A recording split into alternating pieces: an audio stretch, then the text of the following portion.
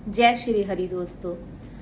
आज हम बात करेंगे बुध ग्रह की। बुध ग्रह हमारी कुंडली में बहुत ही महत्वपूर्ण भूमिका अदा करता है। बुध ग्रह हमारी बुद्धि का कारक है, हमारी वाणी का कारक है। बुध हमारी तर्क करने की शक्ति है। इसके अलावा बुध हमारा गणित है, बुध हमारी स्मरण शक्ति है और शरीर में बुध हमारी त्वचा का कारक है। इसके अलावा बुध व्यापार का भी कारक होता है। तो जीवन में जो बुध है वो बहुत ही महत्वपूर्ण रोल अदा करता है। कुंडली में बुध शुभ है या अशुभ है या कमजोर स्थिति में है, इसका पता कुंडली विश्लेषण के बाद ही पता चलता है। इस वीडियो में हम कुछ जनरल सिम्टम्स की बात करेंगे और कुछ जनरल रेमेडीज की बात करेंगे। अगर आप अपने जीवन में इन सिम्टम्स को फेस कर रहे हैं तो जनरल रेमेडीज करने से आपको अवश्य ही लाभ की प्राप्ति होगी। लेकिन अगर कुंडली में बुध किसी और ग्रह से पीड़ित है, किसी दूसरे अशुभ ग्रह की बुध के ऊपर दृष्टि पड़ रही है या दूसरे किसी ग्रह के साथ बुध का टकराव है या अचानक चोट है या बुध किसी अशुभ ग्रह के साथ बैठा है, तो ऐसे में उस ग्रह के उपाय भी साथ में करने पड़ते हैं, जो कुंडली विश्लेषण के बाद ही स्पेशलाइज्ड रेमेडीज जो होती हैं वो की जाती हैं। चलिए आज बात करेंगे हम बुध के अशुभ होने के जनरल सिम्टम्स की। सबसे पहले बात करते हैं बुद्धि की। जिन लोगों का बुध शुभ होता है वह बुद्धिमान होते हैं, सही समय पर सही निर्णय लेते हैं और अपने ज्ञान का जो वो प्रयोग है वो बहुत अच्छे तरीके से करते हैं। इसको हम एक एग्जाम्पल से समझ सकते हैं। मान लीजिए कि दो बच्चे हैं, एक बच्चे का बुध शुभ है और दूसरे बच्चे का बुध जो है वह अशुभ है और इन दोनों को हम ब्लॉक्स वाली गेम दे देते हैं खेलने के लिए। तो जो तो बुद्धिमान बच्चा है, बुध अच्छे वाला बच्चा है, वो तो ब्लॉक्स को एक दो ट्राइज में ही सही जगह पर लगा देगा। लेकिन जो दूसरा बच्चा है वो एब्रप्टली बिना सोचे समझे कोई भी ब्लॉक उठाएगा और उसको कहीं भी फिट करने की कोशिश करेगा। 2-4 बार करेगा, 5 बार करेगा और फिर परेशान हो जाएगा।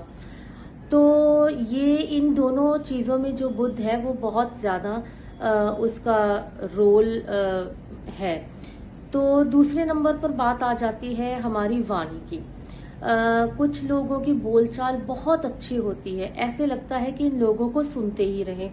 और कुछ लोग जब बोलते हैं तो ऐसा लगता है कि वो पत्थर ही फेंक रहे हैं। और कुछ लोग बहुत ज्यादा झूठ बोलते हैं, बातों को बहुत बढ़ा चढ़ाकर बताते हैं और नई नई स्टोरीज, मनगढ़ंत स्टोरीज बताते हैं अपने इम्प्रेशन को अच्छा करने के लिए। तो ये सब जो है वो नेगेटिव बुध की ही निशानियां हैं।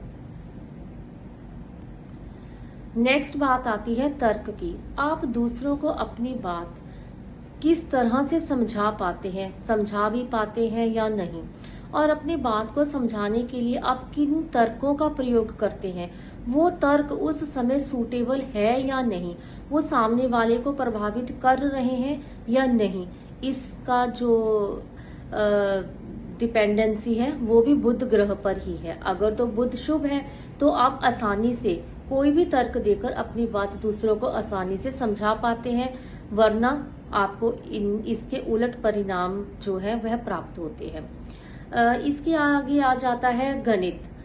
गणित यानी कि मैथमेटिक्स या फिर कैलकुलेशंस आप कह सकते हैं इसको। जिन लोगों का बुध बहुत अच्छा होता है उनकी जो कैलकुलेशंस है वो बहुत फास्ट और सटीक होती है। कैलकुलेशन सिर्फ मैथ्स में ही नहीं होती।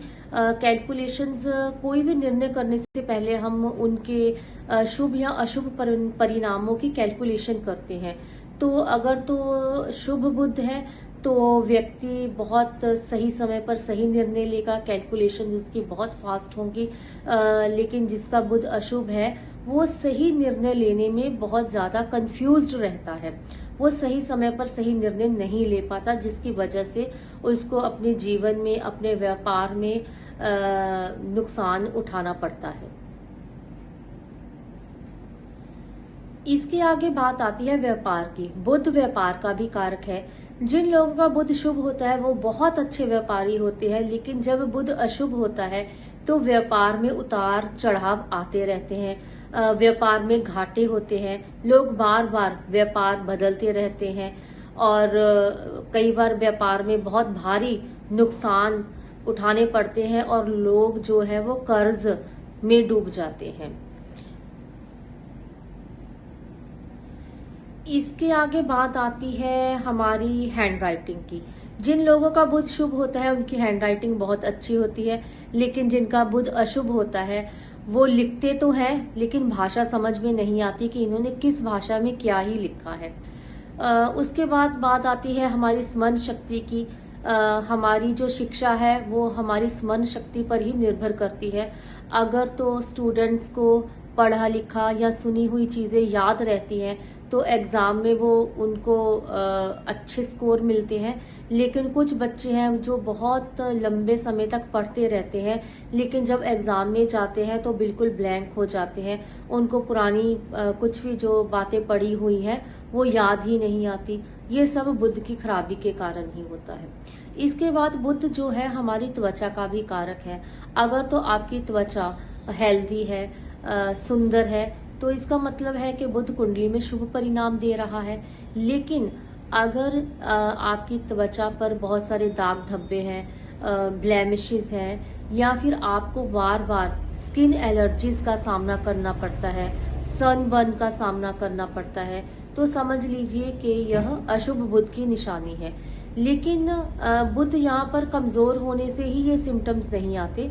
कई बार ये प्रॉब्लम्स बहुत सीवियर हो जाती हैं जब बुध किन्हीं अशुभ ग्रहों से पीड़ित हो जाता है, तो उसका पता हम कुंडली विश्लेषण के बाद ही पता लगाएंगे। अगर आपकी कुंडली में ये सभी सिम्टम्स हैं और आपको लगता है कि ये सिम्टम्स थोड़े मॉडरेशन में हैं, तो ये जनरल रेमेडीज आपके लिए काफी कारगर सिद्ध होंगी।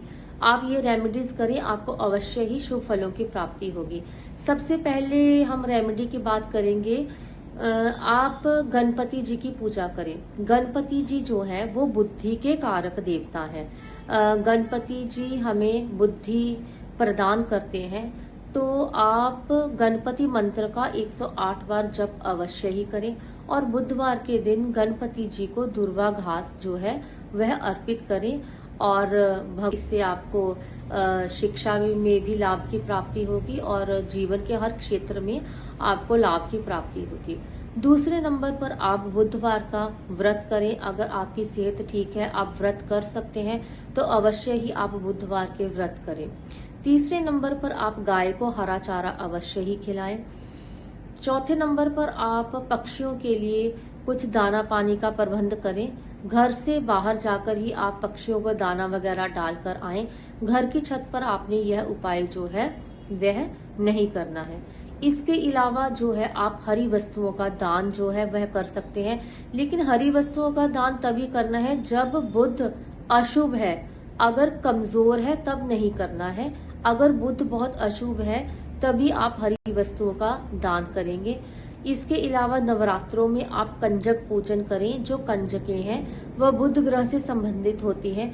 जितना आप कंजक पूजन करेंगे, कंजकों को खुश रखेंगे, उतना ही आपका जो बुध ग्रह है वो जो है बैलेंस होता चला जाएगा और आपको जो है शुभ फलों की प्राप्ति होगी।